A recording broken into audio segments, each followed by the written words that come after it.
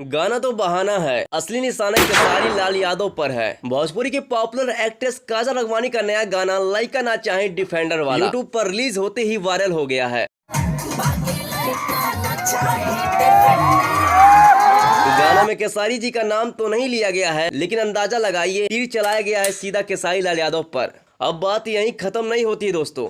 कुछ दिन पहले बिहार के भभुआ जिले में एक स्टेज शो हुआ, जहां काजल पर टूट पड़ा खेसारी फैंस का गुस्सा। शो के दौरान खेसारी के कुछ जबरा फैन ने काजल को उनके मोबाइल पर खेसारी जी की तस्वीर दिखानी शुरू कर दी, और जैसे ही काजल ने वो देखा, काजल राघवानी स्टेज पर ही रो पड़ी।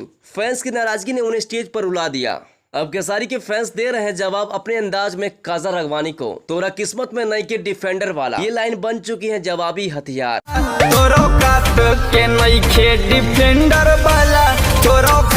क्या वाकई में ये गाना खेसारी लाल यादव पर तना है, या कोई पुराना हिसाब किताब? आप किसके साथ है, टीम खेसारी या टीम काजल? कमेंट में जरूर बताइए। और ऐसी अमेजिंग वीडियोस देखने के लिए सब्सक्राइब कीजिए द भोजपुरी मूवीज फैक्ट को।